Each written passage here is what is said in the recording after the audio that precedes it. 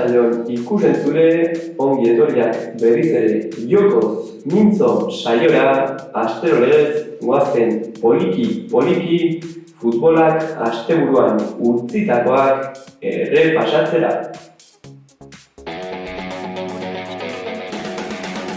Gizonezko futbolarekin abiatuta gure lehen mailako ordezkariak Osasunak aste kamutsa izan du, izan ere asteazkenean errege kopatik gelditu ziren gorritxoak eta atzo igandez ez duten punturik urratzea lortu Villarrealen aurka jokatutako norgehiagokan.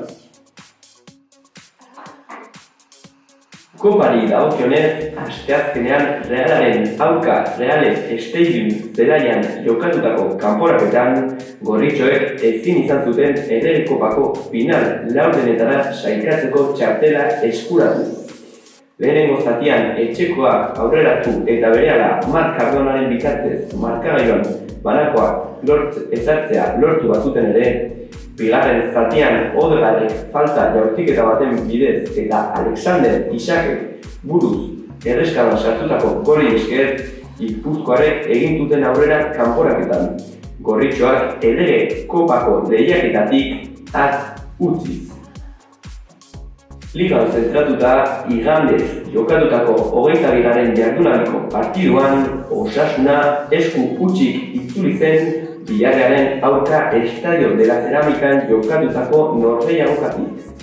Jagobaren mutilek lehenengo zati nahiko txukuna egin bazuten ere, honen luzapenean Alcázarrek aurreratu zituen etxekoak.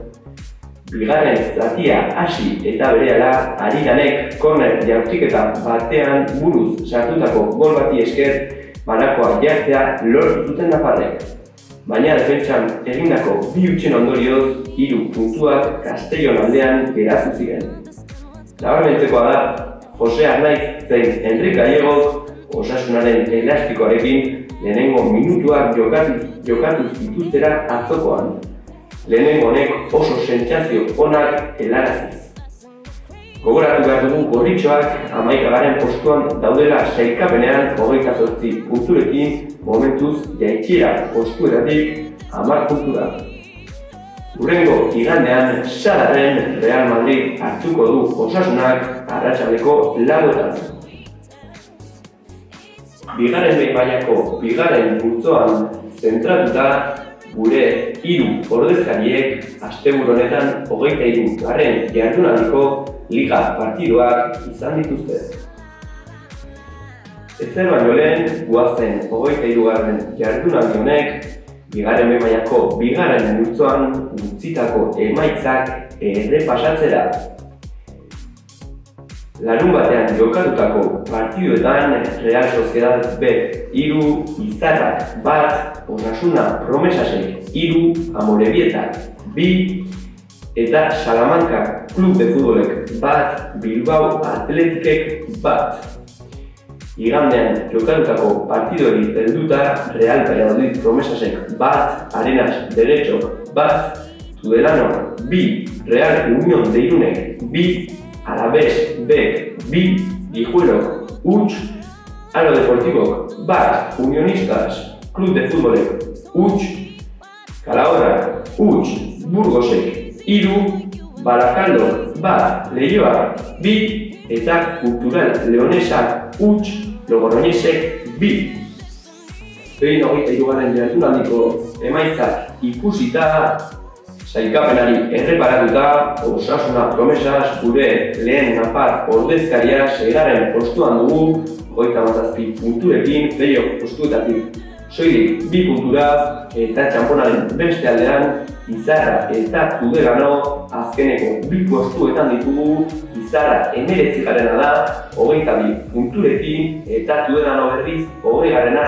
azken sailkatua da 20 punturekin. Bi hauek salvazio postuak lehenengoak 4 puntura eta Tudelano berriz 6 puntura dituzte.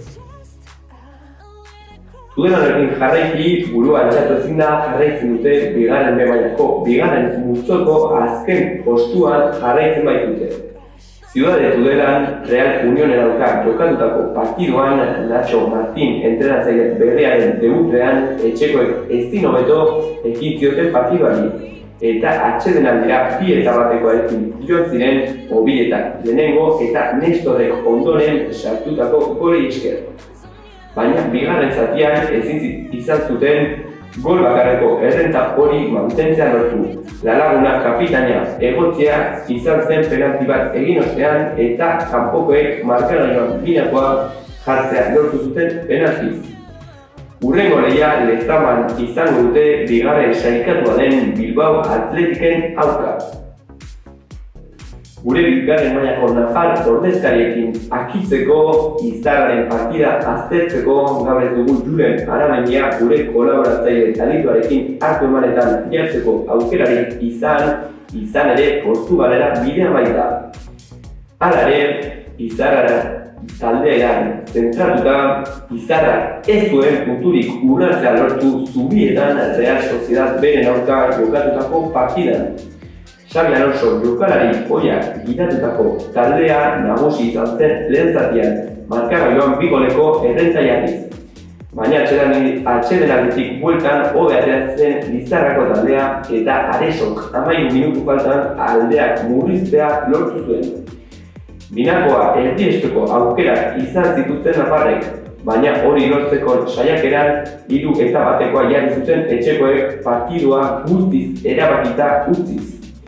Datoden jardunaldian salvaziorako lehian aurkari zuzenaren Alaves B jasoko dute Merkatondoan. Hirugarren mailari dagokionez, asteburu honetan 22. jardunaldiko partiduak izan ditugu gurean. Goazen poliki-poliki 22. jardunaldi honek 15. multzoan utzitako emaitzak eta horren sailkapena errepasatzera. Larunbatean hilakoak jokatutako 6 partidotan honako hauek izan ziren emaitzak: Kortesek 3, Subiza Zendeagarrek 1, Bayer Teguesek 2, Baztanek 1, Huartek 1, Txantreak 1, Betionakek 1, Lurdesek 1, Burladesek 1, Fontellasek 1 eta Mutilberak 2, San Juanek 1. Igandean hilak 2 jokatutako beste 4 partidetan honako hauek izan ziren emaitzak: Peña Azagresak 2, Club Atlético Zirbonero 2, Murtxantek 1, Pamplona 1, Ardoiek 1, Peñasportek 1, eta jardunaldi honetan jokatutako azkeneko partidetan Korellano 1, Betikozkorrek 1. Guazen orain 15. multzoko sailkapenaren egoera errepasatzera. Playoff postuetan urrenez urren Mutilbera 58 punturekin liderra, Pamplona, San Juan eta Betikozkor ditugu nahiko parekatuak daude. Gauzak 15. multzo honen goikaldean, ondoren zonalde erosoan ditugu Zirbonero 27 punturekin, Txantrea, Burlades 35ekin, Huarte eta Peñasport 34ekin, eta ondoren Baidegues 29 eta puntu bat gutxiago du Korellano.